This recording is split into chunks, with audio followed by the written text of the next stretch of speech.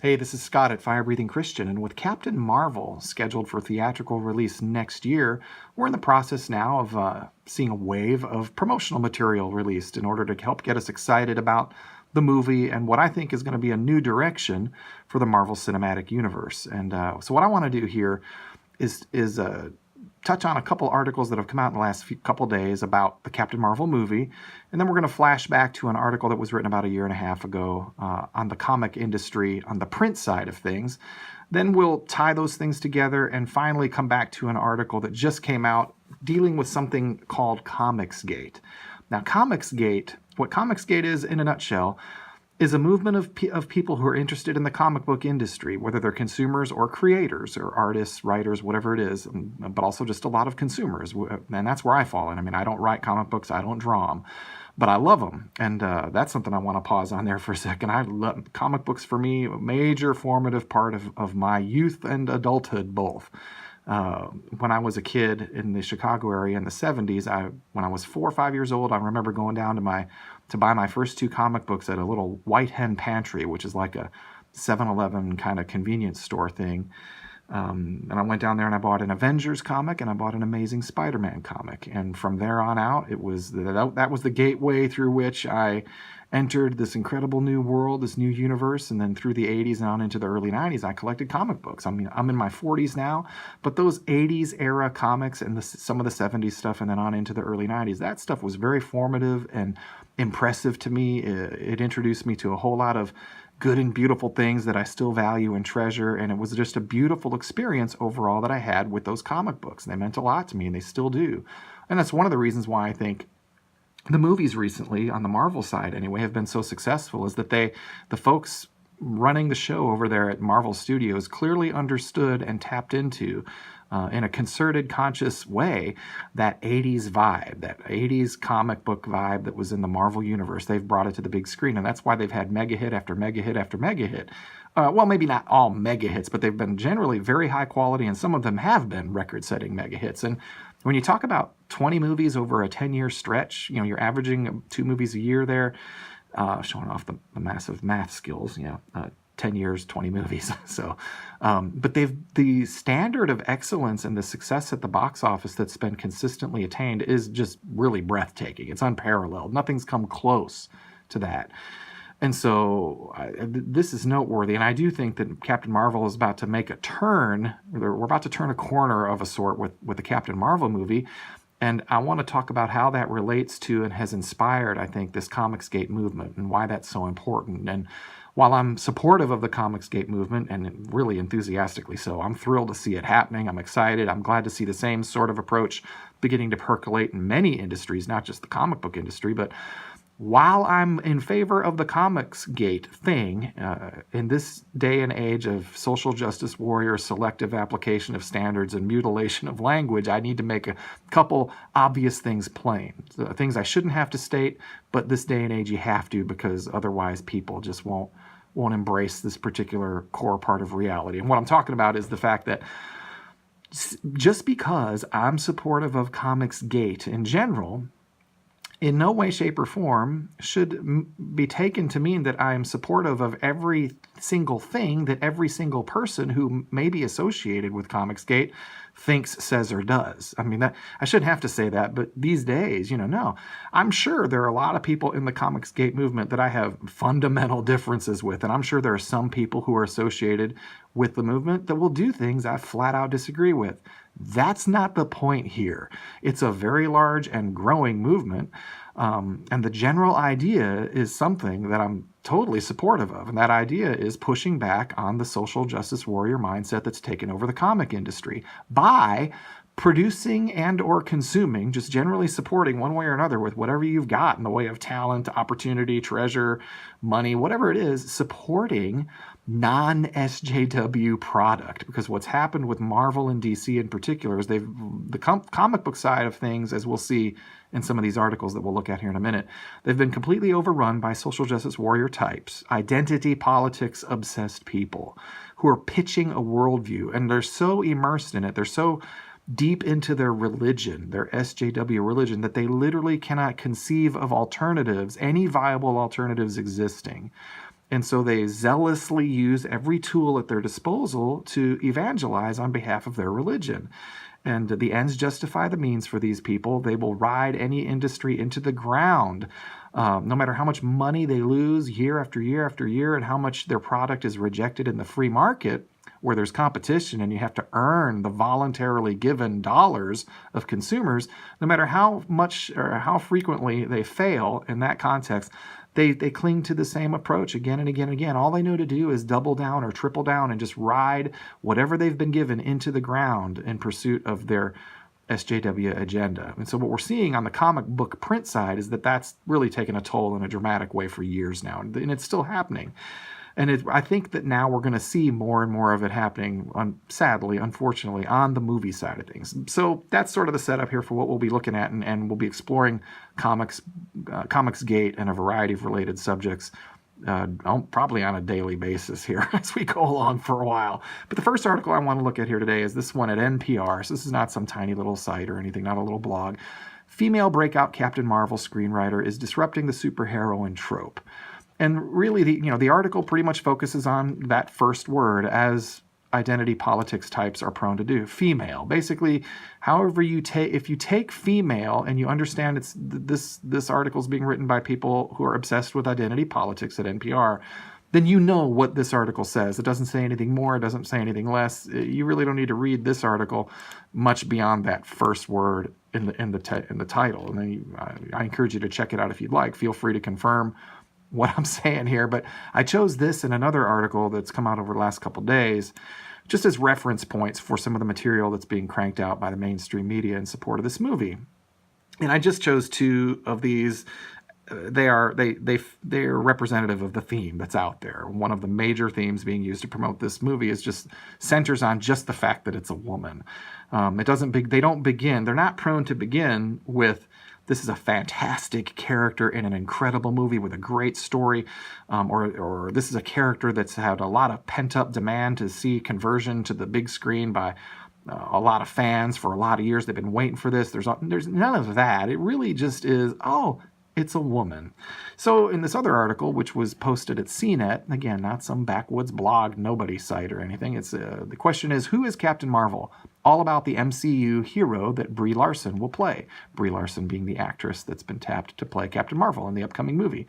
And so we get this one's more clearly pointed at, as the title says, it's telling us about the movie so that we can get excited, why we should care. And so we get a little bit of here, we get a summary of her, just kind of boring, typical, nothing creative powers, which is kind of typical of this character. There's just one of the reasons why this has never been a very successful or popular character in comic book print form is it's not a good character. It's just not particularly clever. It's not inspiring. There's just nothing, really, all they have here is that she's a woman. Okay, and I'm not saying that's not noteworthy. I think it is noteworthy in the context of the Marvel Universe, particularly the big screen movie productions and in this ongoing line of highly successful films. Yeah, it's noteworthy, but it's noteworthy that she's a woman, but when that's really like the whole thing, the whole bulk of the argument for why you should be jazzed to go spend your time and money on this movie, that sounds problematic. Now, it's not problematic if you're an SJW identity politics obsessed cultist. Then, of course, that's all you need. But the reality is, and this is one of the realities that SJWs who are in charge of actual businesses in the real world, it's a reality they refuse to acknowledge, is that those committed ideological religious zealots who are into identity politics that way, they're not the market for comic book characters. They generally aren't the people who support comic books in print form or comic book movies. It's similar to the Star Wars problem that we're seeing unfold now, is the SJW radicals are not the ones who love these iconic figures from the past. The value they see in these iconic figures from the past, and this is going to be a theme of what we talk about with Comicsgate and other similar movements, is The value is that, oh, there are these icons that have been built up over time and people value them and they buy their product. They love these characters. They love Thor. They love Iron Man. They love the Hulk. They love Spider-Man. They love Star Wars, to go back to that. And so the value is in the hard-earned, over the long haul, polished and nurtured iconic stature that's been cultivated for each of these figures, so that then they can be taken and used, fundamentally changed, and then used to promote the SJW identity politics, cultural Marxist worldview. That's the value to these SJW types. So when they they capture the product. In some instances, SJWs have been able to take over, like to attain the legal sort of ownership over like the Marvel brand or the Star Wars brand or Star Trek, whatever it is. They take over the brand, then they fundamentally change its nature by changing its characters, changing it at a fundamental level. But then they think that by producing the product with the same logo or the same set designs, the same external appearance of the same characters, but with a fundamental change having been made, that then they can somehow use these iconic figures and iconic intellectual properties to promote their worldview. And people overwhelmingly reject that, and they stop over time as they catch on to what's happening. They buy less and less of the product. The comics sell less and they sell less, and then they sell even less as this process goes on, to the point where titles are routinely canceled and relaunched and canceled and relaunched. And that's the relaunch thing. I don't want to chase that rabbit too far in this particular video, but that's another theme within companies like Marvel and DC. When they have one of their new SJW titles launch and fail, they never admit that it was wrong, what they did was wrong, and then go in a different direction. They just give the same creative forces who cranked out the garbage that was rejected in the market, and they give them another title, oftentimes the same character and the same thing. They just relaunch it. And so all they know to do is double down and then triple down and just ride these industries into the ground. To stick with the religious theme here, it's like repentance is not their thing. It's not on their radar because they cannot be wrong. And that's another reason why they seem impervious to market feedback. Like when your comic sells less and less and less and finally gets down to where you're losing money on it, the reason from their perspective is not that they're producing a bad product. It's that the audience is just too stupid to understand how great the product is. The audience is just a bunch of racists or sexists or whatever. And that's what happens. And so they end up devolving down to, ultimately, it's like, if you don't like Captain Marvel, for example, if you're skeptical of the character as it's been crafted in print form in recent years, and we'll get into that a little bit in this video and a whole lot in future videos, well, then you're obviously, whatever you say, however true it may be, how much you may be able to point to specific things in specific comic books that are reprehensible about the character or a poor quality story or whatever it is, all that's just cover for your sexism. At the end of the day, you're just a sexist who doesn't want to see a woman headlining a Marvel movie. And that's where it all goes back to. They're not interested in arguments and discussion and examination of facts. This is why you see they're so prone to trying to silence all critics or opposition. And that's another theme of the SJW mindset and approach to things. We'll get into that more later too. But right now, back to Captain Marvel and this other article that we're touching base on here. We get in this article, finally, they come to a list of 5 items in order. Why should I care about the Captain Marvel movie? So this is important. I mean, it's right to the point, right? Why should you care? Why should you spend money and time on this movie? And then it's too easy. There are so many reasons to get hyped. But here's number 1. These are numbered and they're in order. Number 1, this will be Marvel's first female-led solo film after 20 films. So there you go. You see it again. And even after that, the number 2 isn't even about the character or the plot or something super cool and intriguing or pent-up fan demand for this movie. Then she's being played by Brie Larson. That's the number 2 reason. So first, it's a woman. And again, keep in mind, it's worth noting here, this is not the point of this particular video, but these are people, it's always interesting and noteworthy to notice that these same people who obsess over the fact that this is a woman are the same people who tell you that being a woman is so inconsequential and so not an inherently big deal that Bruce Jenner now is a woman. I mean, it's like, Who cares? I mean, so on the one hand, it's totally fluid. Anyone who feels like a woman is a woman. But on the other hand, we're supposed to be the number one reason to be excited about this movie. First female-led solo. And here's a question. If Bruce Jenner was playing Captain Marvel, would this sentence still stand? It would have to, wouldn't it, from their perspective? But these people are insane. At the bottom of it all, they're just nuts. They're committed ideologues who don't care about consistency, logic, truth, standard, a consistent application of any kind of standard at all. They're crazy. And we're going to see that more and more afflicting their art and certainly their approach to business. But so we see that in these first two articles. Then here's the flashback article I wanted to touch on. And this is from April of 2017. Marvel exec backpedals after suggesting diversity to blame for comic book sales slump. And this is noteworthy for several reasons, but I'm going to read through the first part and then a bit at the end, and then we'll tie this all together. And again, remember, now we're talking about the comic book print side of things. After being praised for its promotion of diversity, and I do want to focus on that word diversity for a second here, because this is one of those social justice warrior types, cultural Marxists. Marxists are fundamentally committed. They're one of the core concepts that they embrace, whether consciously or unconsciously, subconsciously, is a complete dishonesty when it comes to language. They will pour entirely different meanings into certain words and then shift them back at different times, just willy-nilly, based on what they need for a certain word to accomplish or a certain concept to accomplish at any given moment.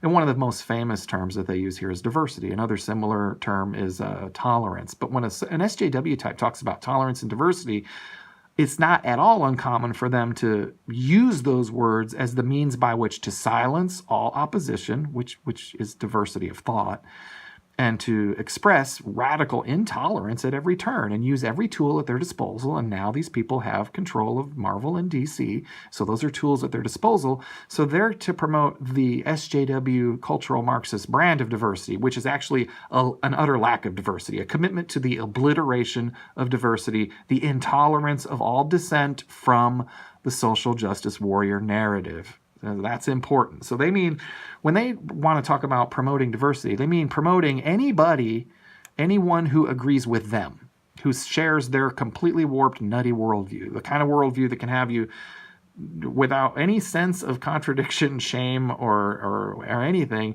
simultaneously saying, yeah, Bruce Jenner is a woman, and then making your focal point for the Miss Marvel movie that it's the first woman lead and we should care about the movie primarily because of that, and go buy the tickets, and talking about the importance of it being a woman. And then on the other hand, I mean, anybody can be a woman as long as you feel like a woman. It's insanity. They're nuts. And so this sort of insanity corrupts and destroys everything it touches, certainly including the concept of diversity and the concept of tolerance. So, to continue with the article, after being praised for its promotion of diversity, a Marvel executive suggested this weekend that the publishing company's newest superheroes may have caused a slump in comic book sales. Last week, while at the Marvel Retailer Summit, Marvel's Senior Vice President of Print Sales and Marketing, David Gabriel, created an uproar after implying that the addition of racially diverse and female characters could have led to a sales decline. So an uproar was created just after implying that, and this is interesting, this language, that the addition of racially diverse or female characters could have led to a sales decline. And this is interesting that they start, it's not accidental, I mean, but it is interesting. This approach to language, in keeping with what I'd mentioned earlier, there's just a fundamental dishonesty, and that they're trying to prepare you, the reader, for a certain way of perceiving the fan backlash against these character changes that they've made. They're trying to make it the fact of racial diversity, and if I don't want to pause on that for a second too, this is important. I hate the whole racial thing. As a Christian with a biblically coherent worldview, I understand that we're all of the same race completely. Every human being is 100% an image bearer of God, of the same race. There are no different races. Now, the human race, one race, is expressed beautifully in the vibrance of different ethnicities. So yeah, there are ethnicities, that's awesome, but we're not different races. And this is another way that the perversion of these concepts leads to unreal dividing lines being put in place. And that's what these people are all about. They want to divide and try to conquer. So I just to make plain, when we're talking about racial diversity, but the way they want to pitch it here is that if you're pushing back on these new characters, it's because either basically you're a racist or a sexist or probably both. Okay, so that's the main reason. There's not a substantive reason that transcends or rises above whether we're talking about a character that happens to be male, female, or black or white. No, that's not it. It's not those other things that are an important part of the context of the character and the comic book and the story in question. Oh, no. Basically, it's just that you're a racist or a sexist, and that's why you're complaining. So he goes on to say, Gabriel, what we heard was that people didn't want any more diversity. And we're going to get to exactly what these people were reacting to in a second. He told them after being asked what contributed to changes in customer taste that led to a drop in sales in October and November. Now let's go down here and talk about some of the diversity in the same article. Marvel has been making an attempt to bring more people of color and women into starring roles in their books in the past few years. And that in and of itself, fine. That's fine. Having someone who happens to be black or Asian or white or whatever, okay. Having people who are female, I mean like objectively female, not Bruce Jenner, okay? Not Bruce Jenner. He's not a woman. Never has been, never will be. Bringing actual women or actual people of color into starring roles, who has a problem with that? I mean, really, it could be how it's done, and the other parts of the context could give someone legitimate reason for pause or even concern, but it's not just the fact of someone being a person of color or a man or a woman. So let's get into some of the examples. And the first two differ from the second two, but I want to touch on them all. Biracial teen Miles Morales became Spider-Man in 2011. Now, biracial teen Miles Morales and Spider-Man in 2011, it's conceivable. It's reasonable. A person could be acting in a reasonable manner to not be pleased with that without in any way, shape, or form being a racist, which is what's being implied here. You may just happen to really like the established decades, not generations long reality of Spider-Man as it was originally written and has been nurtured and crafted and cultivated over many decades. You may like that Peter Parker is Spider-Man. And there's nothing wrong with that. There's nothing wrong with that at all. And so you may be concerned and not like something about them making a change out of that character, and it doesn't mean you're a racist at all. So that's important. Now, I'll get into this another element of this in the next example. Sam Wilson, formerly known as the Falcon, picked up the mantle of Captain America. Here again, you may just not like the way the story was done, and I have not read those issues where that happened, and I don't know. It could be cool, it could not. I just don't know.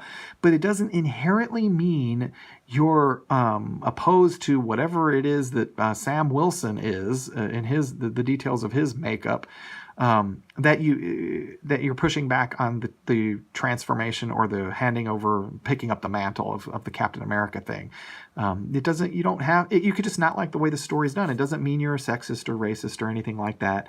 And as a matter of fact, I'd say in general, for me, just to get it out there, I don't, in the long run, as characters in the part of a coherent, well-crafted story, one person hands off the baton, so to speak, to another.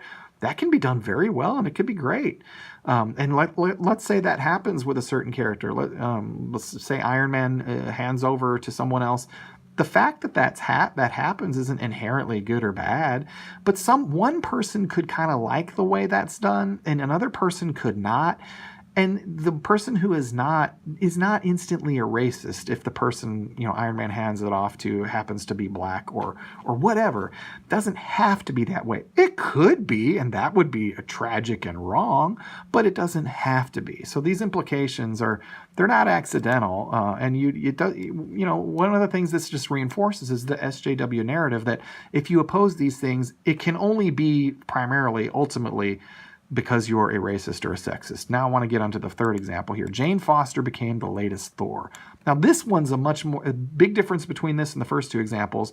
And this is dramatically, obviously stupid and wrong on so many levels that it's a sign of the times as far as how far gone the culture is and how nutty people have become that you even have to explain this to anyone. But see, Thor is is based on the Norse god of thunder, manly man, the hammer. I mean, all this stuff. So when you make a girl the new Thor, you're fundamentally detached from reality in such a bizarre, freaky way that if I have to explain it to you, there's probably no point. You're either completely oblivious, maybe insane, but in all likelihood, I mean, that's just crazy, to believe that a transition of Thor to Jane Foster as just the norm, the new norm, would just be fine. Because obviously the only reason you could really disapprove of such a thing is if you're a sexist. It's just absurd. Then the next one is kind of similar. We have Riri Williams, a 15-year-old black woman suited up as the newest Iron Man. Riri Williams, a 15-year-old black woman suited up as the newest Iron Man. Now, she goes by Iron Heart. I mean, this is just, okay. So Captain America, Thor, Iron Man, Spider-Man. You see what's happening here. I mean, you'd have to want to miss it. And one of the ways we do want to miss it now is we're just stopping buying the comic books and supporting the product because it's crackpot, crazy, stupid stuff. They're just taking, again, something that's been created through the hard work and careful cultivation of intelligent adults over many decades of time, and then just changing it fundamentally, putting it back out on the marketplace, and then critiquing the people who drop it like a hot potato as, oh, they're just sexists and racists and bad people. It's crazy. So... and it's obvious to anyone with two brain cells to rub together what's going on here and why the market response is not or should not be surprising. Then we have Kamala Khan, a Pakistani American from Jersey City. She's Miss Marvel, and we'll have a lot to talk about this character in future videos, but we'll leave that for now. And you see here, and it all leads up to, and why I'm tying this together is in the Marvel Cinematic Universe, Brie Larson is set to play Captain Marvel in a standalone film. So they're putting it in this context. It's like, this is how the article closes, right there, one point leading to the other. So this is connected directly in the minds of Variety as well. I mean, we're not some crazy conspiracy theorists here for noticing these easy-to-connect dots and seeing where things are going. So they're connecting. Here's what's happened to comics, these transformations, and then this has produced comic book sales slump. See, comic book sales slump related to this, and now we're going to get this. So it's all connected. Now, Captain Marvel in print form. This is what we've had recently. You got this androgynous, masculine, and what SJWs, and back to the fluidity thing and the obliteration of definitions and gender roles and actual sexual definitions. And why a culture would start to believe that something like Bruce Jenner is a woman. You get, when those people are in charge of the comic book industry, this is what you get. And then this is attached to, and we'll be exploring some of these comics in the near future in videos, but this woman is attached to, or this thing, whatever this androgynous blob of D-level comic superhero history is in front of us, is attached to, in the comic book stories that she's been written into in recent years, attached to just a horrible, fascistic, destructive, self-absorbed, awful worldview. Just terrible, terrible human being. I mean, just rotten. So she fits well as a representative of the SJW worldview in the comic industry and in the Marvel Universe now. This is what we're getting. And now I want to go to an article that this came out back in June. I want to touch on this article and then bring it into one that ties everything into this Comicsgate phenomena that's going on. So you're getting a sense of what's happening in the Marvel Universe what's happened in the Marvel Universe in the print form and what's about to begin to happen in a more obvious way on screen. Because, up until now, the films that have been incredibly successful at the box office and critically both, they've been based largely on a faithful interpretation of the comic book vibe that was captured in 1980s Marvel comic books. And that's just kind of where it came from. And now we're going to see a shift into characters that very few people cared about in the 70s, 80s, or anywhere else. And those characters are being morphed into even more aggressively SJW molds. to use to pitch SJW propaganda. And so here we go. Rebecca Lewis here, writing at, where is this? Metro UK. Brie Larson's Captain Marvel will lead the entire MCU, the Marvel Cinematic Universe, and white male snowflakes are not happy. Why? Because, of course, as we touched on earlier, the only reason and again, to target white, it's like these people can be racist automatically by default. It never counts. They don't even notice themselves as being the raging bigots that they are. And everyone else can see it. But if you're being critical of this character that now is being adapted into film form for a lot of obvious reasons that are appearing in most of the articles promoting the movie, then obviously it's because you're sexist. You're somehow probably because you're a racist too, even though she is white. So I'm not sure what the deal would be there. And you're a snowflake. You're just fragile and irrational and emotion driven, that's SJW projection, because all they are about is emotionalism and projection and silencing opposition. You see, people like me, and the reason why I want to really aggressively head in this direction with the video channel, I want to engage people with facts and truth and details and think deeply about things and really think things through and share thoughts. And I want to hear what you've got to say. Post your thoughts in the feedback section. I want to read through and get a sense of what's going on. Whereas the SJWs are all about trying to either shame people into silence, or whenever they have the power to actually just impose silence to compel someone to shut up, they'll do it. That's their preferred route. You see it with the way they handle social media when they're given that kind of power. And you'll see them, anytime they're in charge, they will literally hit the off switch on the expression of thought, any expression of thought that conflicts with their own, that doesn't follow the SJW religious narrative. And these are very religious people. They're committed to their cause. They're zealots in the worst sense of the term. So Brie Larson's Captain Marvel will lead the entire MCU. And so this is what they're so excited about. And they're excited about engaging what they perceive as the enemy, white males. And if you're opposed to this movie, in Comicsgate, of course, first of all, you got to realize this is just the way the comic book market is. And the market for the movies, less so, but still very much so. Men are the target audience. Men are the ones, mostly males, boys and men, are the ones who buy comic books. That is just the way, because, and this is another non-newsworthy news flash to the SJWs, and they never seem to get it, but men and women are different, fundamentally different. And the base of support for Marvel and DC Comics is male, and it's largely white males. So when you go to war with white males and you accuse those who are concerned about the direction of comic books or characters, when you target again and again and again the very people who comprise the base of support for your industry, you're going to hurt your industry's bottom line. Now, again, as committed socialists and Marxist whack jobs, these people, they don't care. They're happy to do it, which, you have to wonder. This is why it's so important for people who are in hiring positions. When you're making a decision as to who to have run your company, you don't want it to be social justice warrior types, because they won't care about the bottom line when it conflicts or gets in the way of the zealous pursuit of their evangelical goals of converting the whole universe to their narrow, distorted, laughably crazy narrative. But there you are. So that's what's happening here. And this is going to be a theme, and it's going to get bigger and more pronounced as the days unfold, which leads us to, and I want to come back into this gets us to Comicsgate, or well, it will in a second. I forgot. I do have one more thing I just wanted to throw in here. And this is an article from back in February, before we get to the more recent piece that ties Comicsgate in specifically. This article at Medium, this is around the time of Black Panther's release. And Black Panther was released over the weekend, and to no one's surprise, it did exceptionally well as other Marvel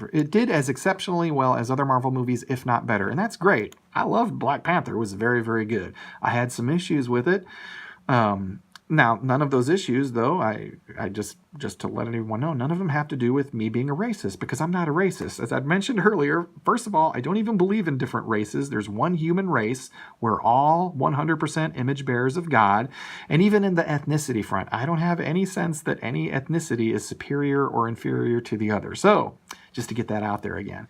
Even before its release, the movie was already being praised as a cultural milestone, what with it being the first black-led comic book superhero movie within a mainstream movie franchise. And yeah, man, at least for that, it is noteworthy and to be celebrated. But the reason to love Black Panther or like it is because it's good in basic fundamental ways before you ever even get to the fact that it's a black-led comic book superhero. But as we will see, from the SJW, from the identity politics obsessed perspective that these people hold, the most important thing is that it's black-led. I mean, that is the thing. So, I'll continue in the article. Unfortunately, with every action, there's always an equal and opposite reaction, with the opposite reaction arriving through online backlash from a vocal minority consisting of two factions. So there are only two factions. So, there's no qualifier in here. She's trying to tell us that this is, or whoever the author of this article is trying to tell us that the backlash to this movie, whatever it is coming from two factions. One faction were embittered DC fans upset that their comic book movies are not as well received as Marvel's. These people are known as sore losers. Okay, yeah, all right, I'm down with that. The other faction were embittered trolls upset that a popular Hollywood blockbuster predominantly featured actors who were not straight white men like themselves. And here's where they do that thing that SJWs love to do. They love to conflate and make sexual perversion the same thing as being of a certain ethnicity. And again, there are literally hundreds and hundreds of millions of people who fundamentally reject that notion. And not irrationally, not hatefully, not in a high blood pressure, angry, shouting way, but just like, no, this is just fundamentally wrong, and it's pretty evil and twisted and disgusting that you do this all the time. But they do. It's their narrative. Part of the narrative that they have is, no, it's the same. Being a sexual pervert of a certain sort is the same as being having a different skin color. And so now here's what's interesting is like, the straight part is lumped in to such an extent that the parenthetical description here, where they describe these people are known as racist, I'm like, so what? Again, there's no attempt anymore. They're so crazy and so consumed and defined by their irrational narrative that they can't keep the terminology straight or coherent at all. They don't try and get it. They can't keep them straight. With both factions united in an unholy alliance, it's neat to see the word holy in there somewhere, they attempted to sabotage the movie through a Rotten Tomatoes review bomb, and they would have gotten away with it too had it not been for that meddling Facebook shutting down their group. Honestly, this sad, pathetic attempt to give Black Panther bad ratings wouldn't be as newsworthy if it were merely an isolated incident. But alas, like every other example of internet drama, these incidents are rarely, if ever, isolated. The backlash against Black Panther reflects a similar backlash that Marvel Comics has been facing overall as a company, with it being accused of pushing a nefarious SJW agenda, feminist SJW agenda, to ruin the comic book industry by creating comic book characters who aren't straight white men. First of all, we're going to clearly separate the sexual perversion part. We're going to treat that separately. That'll be a subject in future videos. We will get to that in some detail. So we're just going to talk about because they've made the focus here, racism. That's the one that they've focused on parenthetically. So that the characters aren't white men. That's not the problem at all. It's not the problem at all. It's that you made Thor, the god of thunder, into a girl. Do you understand? I mean, it's like, to even have to explain this demonstrates that it's probably a futile effort, because these people are flat out crazy and they're so dishonest, so committed to dishonesty, which is required for them to even try to prop up their laughably crumbling narrative. They have to try and make it. It's because you're a sexist. You're a sexist, or a racist, or both. No, I just think making Iron Man into a little black girl, or Thor into a little white girl, is stupid. And I'm not going to keep... It's just dumb. And guess what? I'm not going to buy it anymore. This is not complicated. Thankfully, well, we'll get more into why we should be thankful that the SJW types here are so insanely committed to destroying themselves, because that's all they're going to do at the end of the day here. They're not going to win the culture. They're not going to win comic books or comic book movies. At the end of this path that they're on, they're not on it anymore. They will be swept away by their own stupidity, but we'll get more into that later.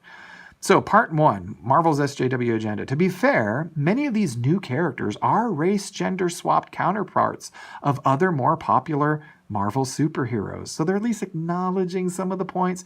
These counterparts include a black Spider-Man, a Pakistani Ms. Marvel, a black female Iron Man, and a queer female Latino Captain America. I mean, just soak that in.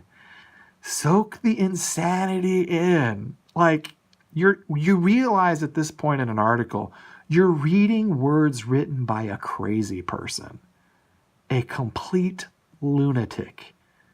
And this is important to notice. I'm using those words. I'm not just trying to, I'm not screaming. I'm not, my blood pressure, heart rate's fine. I'm just chilling here. I'm reading the article. And when I say they're a stark raving lunatic, I just mean that just as a fact based on just what those words mean.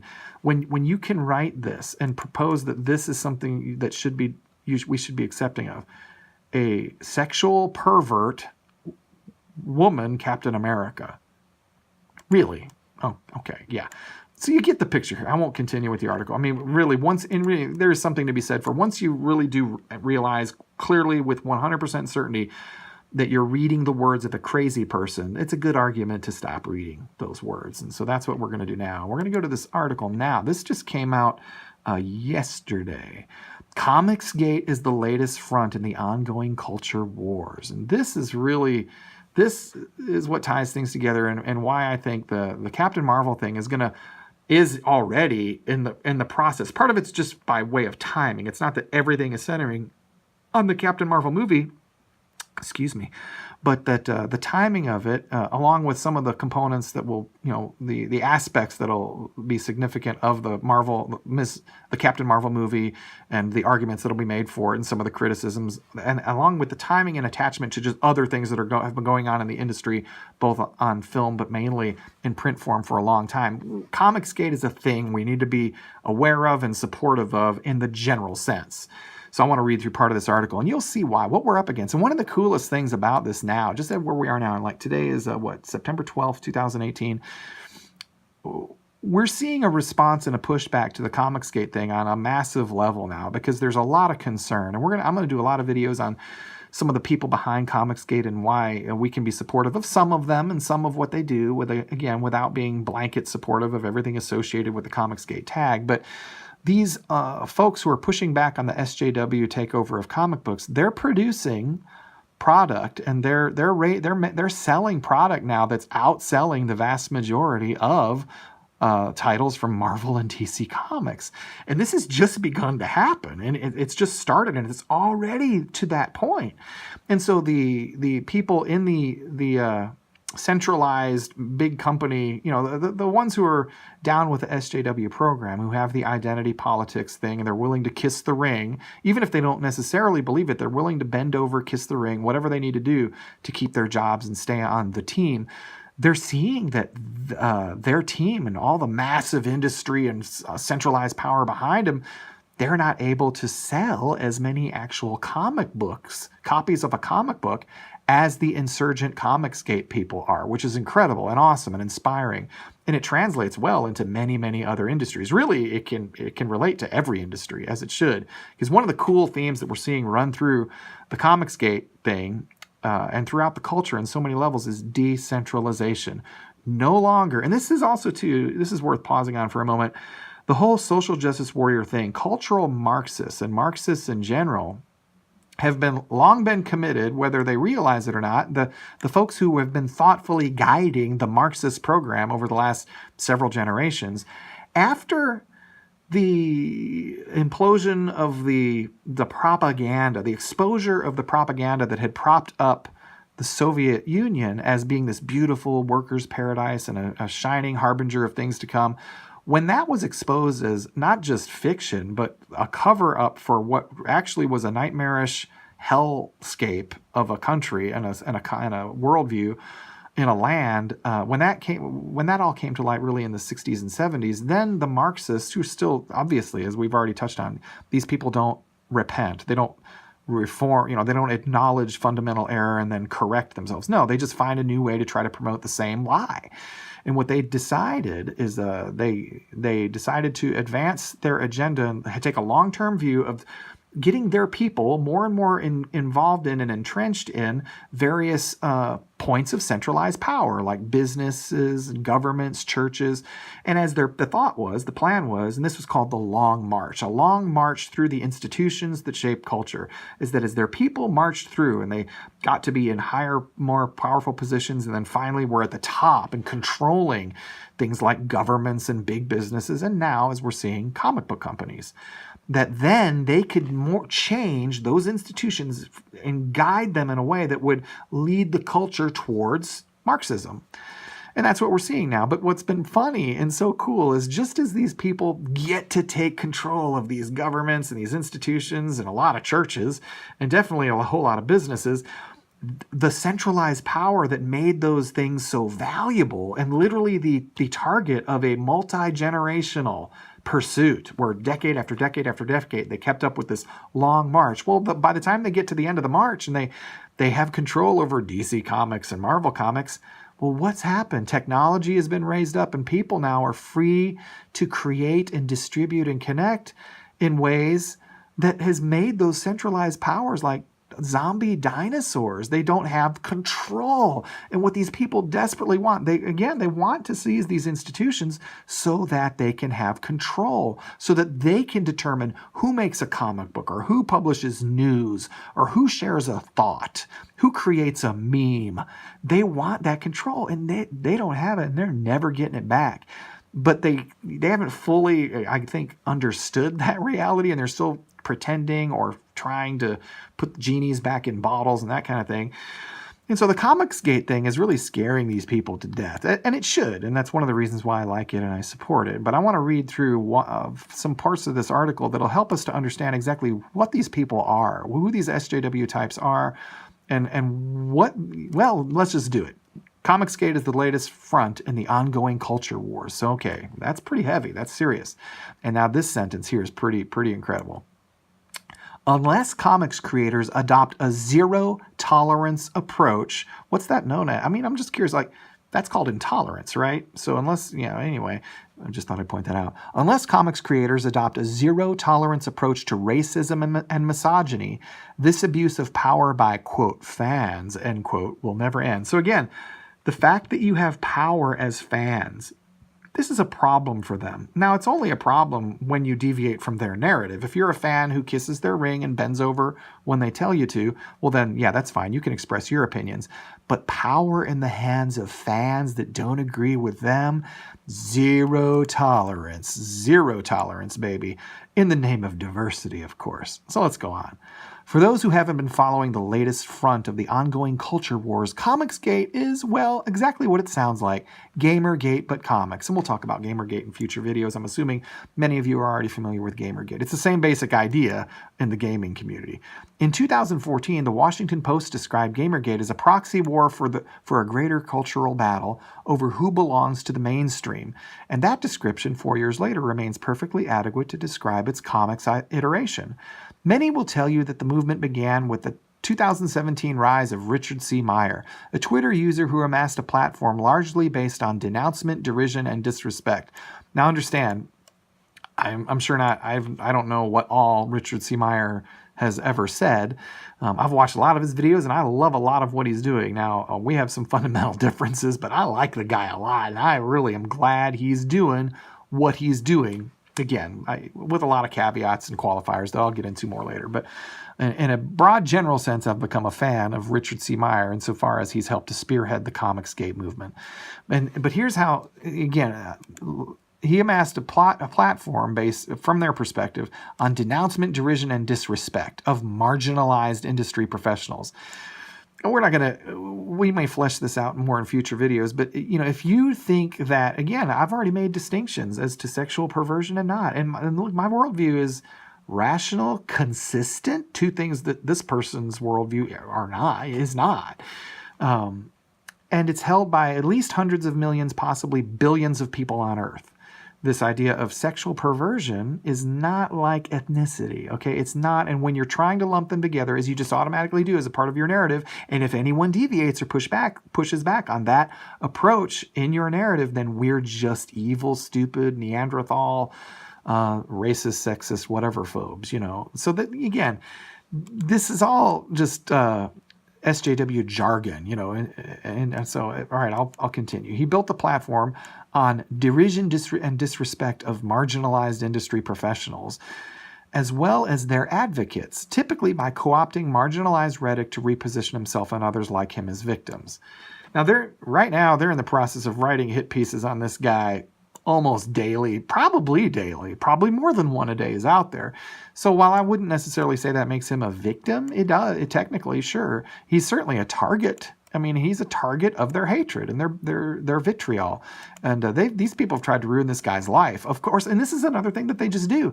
They'll go after first of all, your financial means. They want you to not be able to earn any money. They want you to suffer economically for daring to publicly encourage others to deviate from their religious narrative. So then we get the quote here: merely combating or undoing Comicsgate, Brexit, and the flourishing of American fascism is not enough. I mean, think about that.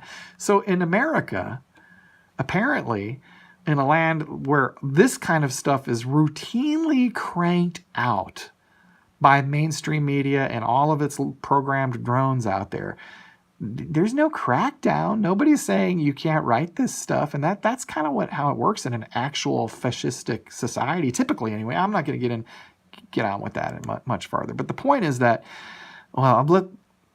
before I ramble on, let me read a little more of this, because I think there's some important points I want to include, and the video here is getting a little long. I appreciate your patience. The issue with trans people, Meyer said in April to the Daily Beast, is that I believe there's people who have basically weaponized their status, and they've been put to this gatekeeper position because they're unassailable because of their trans status. That happens. I mean, that's a very realistic assessment. Of course, months earlier, Meyer and his thousands of followers, he's got about 90,000 followers on Twitter, or on YouTube, I think. I don't know about the other platforms. His thousands of followers had made it their mission to virulently misgender. And this here, misgender. Look. Hear me calmly, clearly make plain an obvious reality that really does serve as a basic test for sanity and integrity. Bruce Jenner is not a woman. Bruce Jenner is not a woman. You'll never make her a woman. No one can make her a woman. See, I'm getting confused with the pronouns there. No one will ever make Bruce Jenner a woman. Whether we call him her or her him or whatever, objectively, Bruce Jenner is a man, is male. And so to misgender someone, again, you have to play their game. You have to kiss their ring and bend over when they tell you to, or you're evil. You're evil. And again, we'll get into it more here. And personally insult trans creators and critics on the grounds of their being trans. It's a boring but familiar tactic, one that draws a through line from the relatively small Western comics industry to the national and international stage. The results of both the Brexit referendum and the 2016 presidential election relied heavily, if not solely, on the narrative of white loss and the tears of the white working class. Again, do you see how enthusiastically they plant the seeds of racism? But because this is a thing that I think I did hear actually from Meyer. Richard Meyer, I heard him use the term, maybe this isn't the right term, but man, he really nailed it.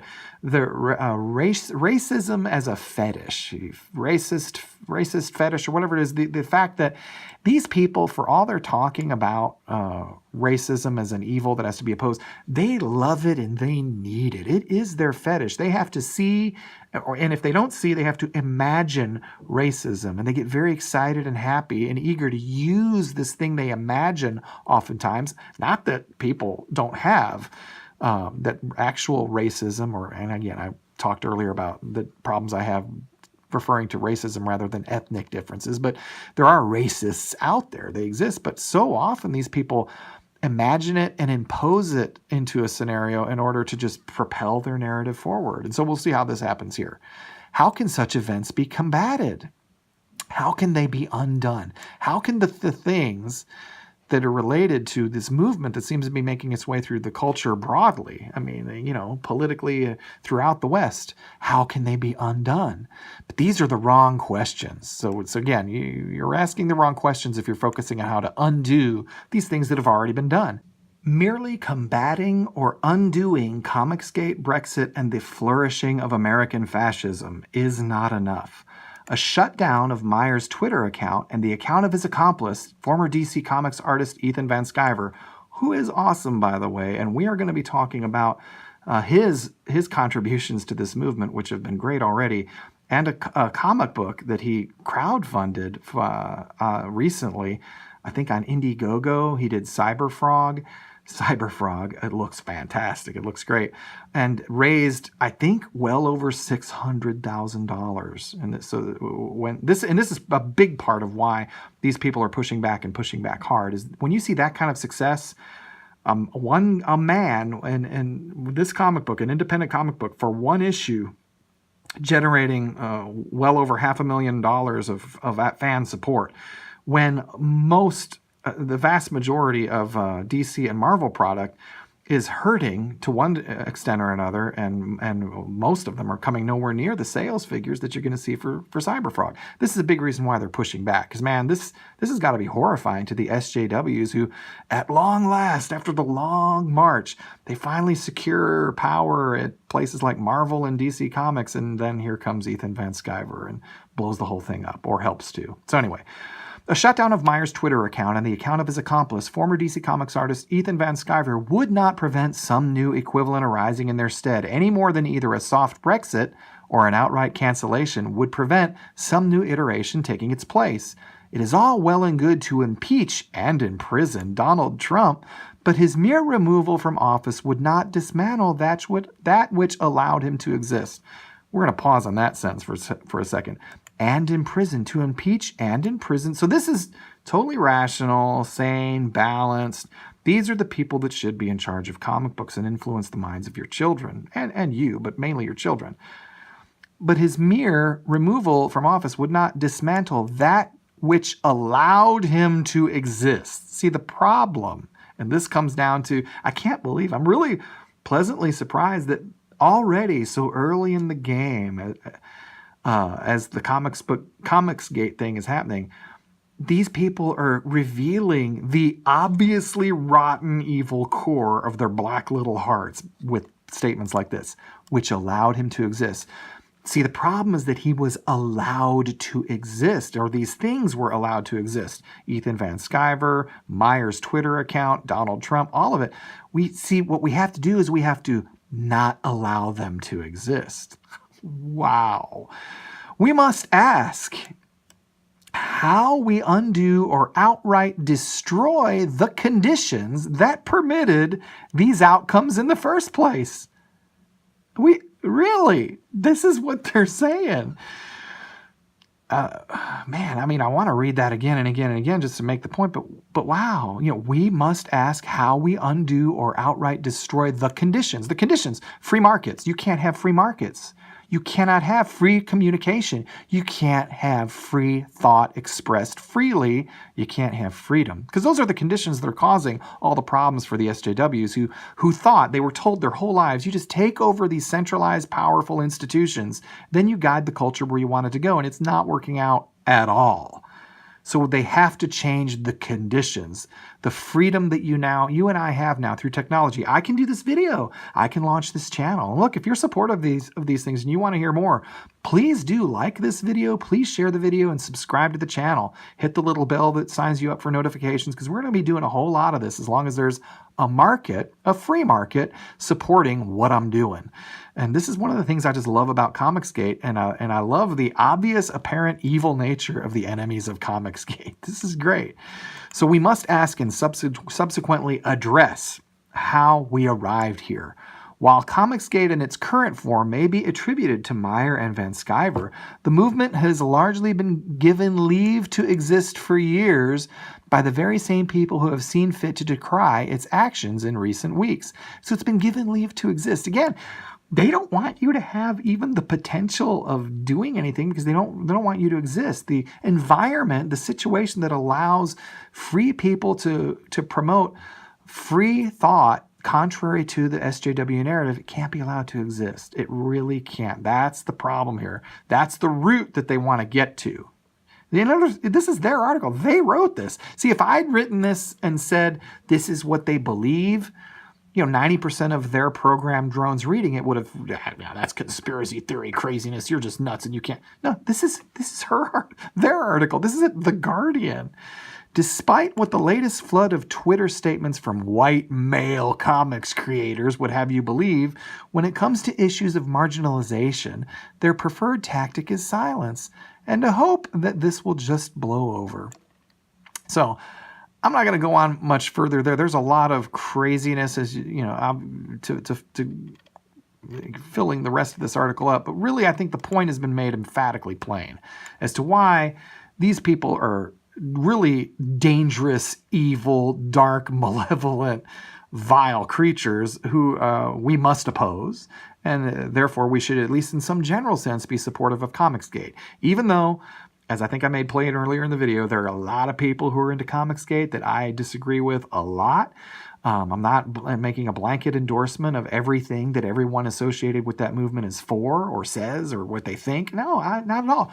But the movement is fantastic, and ultimately what we're seeing here is the rebirth of the comics industry through the destruction, the suicidal, self-imposed destruction of things like Marvel and DC Comics. What we're seeing is, and this is beautiful, when I talked about it earlier with that long march Marxist concept, to see these people march to the very pinnacles of power, and then for them to find out that those powerful, centralized institutions that they thought existed and that they just finally taken over, they no longer have the power. The power's just not there. It's left the building. It's like, imagine these people marching up a hill over generations, where fathers are handing off, these people, anyway, their approach to family is a consideration for another time, but this Marxist march through culture has been going on for generations. They had a commitment to a goal, and now they get to the goal. They come after this for decades, and after decades, they've been climbing this mountain.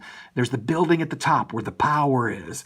Everything that, in order to publish or produce or write news or influence the culture, you have to have that business that's in the building at the top of the hill. And they spend generations getting there. They get in the building, and the power is just not there. It's awesome. It is great. That's what's happening.